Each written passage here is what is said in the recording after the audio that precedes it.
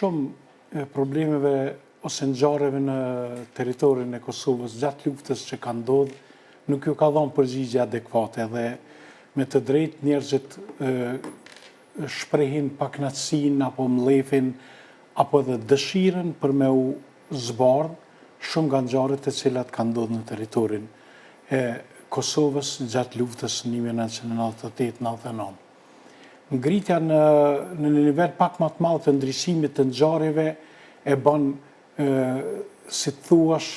një qetësim shpirtëror të atyre që kanë qenë akter të drejt për drejt, po edhe ata që kanë qenë bashkëkonik, të atyre ngjarjeve që të gjejnë prehje,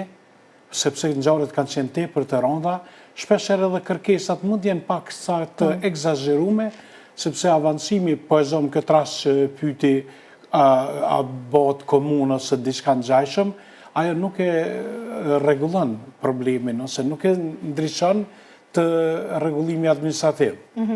Ajo çka është më rëndësi shumë të madhe është ndriçimi i ngjarjeve, argumentimi i tyre edhe përdorimi për akuza ndaj Serbisë e cila ka kry krime në Kosovë, edhe materialet të cilat grumbullohen të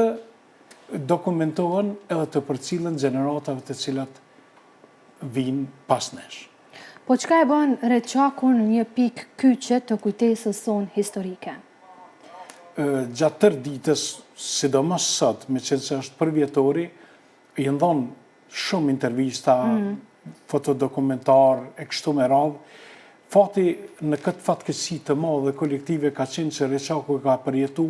për pos masakrës e cila ka qenë një ndër masakrat e mëdha në Kosovë, sepse në Kosovë fatkeqësisht ka pas shumë masakrat të tilla, po fati që ndon Reçakun nga të tjerat është sepse është bë argumentimi nëpërmes përfaqësuesit ambasadorit Volker, i cili për fat të mirë ai me stafin e tij, me grupin e gazetarëve të cilët kanë qenë të akredituar, edhe shumë gazetarë vendor të cilët edhe mund të shihen në videot në xhirimet e atëhershme, ju dha një, si thush, një panoramë e ngjarjeve reale që ndodhin në Kosovë. Kjo ka qenë një nga pikat kthes në luftën e Kosovës, sepse që nga aty ka fillu që Bashkia Ndërkombëtare ta trajtojë ndryshe luftën në Kosovë, ka fillu, pas kësaj ngjarje ka fillu edhe përgatitja e delegacionit për konferencën e Rambujës, edhe seriozisht është marrë Aleanca Veriatlantike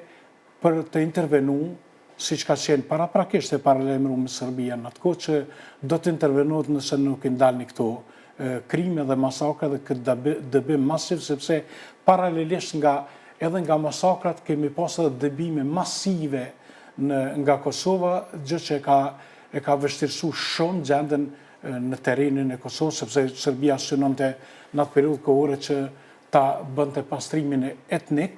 edhe ta binte Bashkinë Ndërkombëtare para aktit të krym, duke e pasqyruar si një territor të vetin. Po kjo nuk ndodhi falë intervenimit të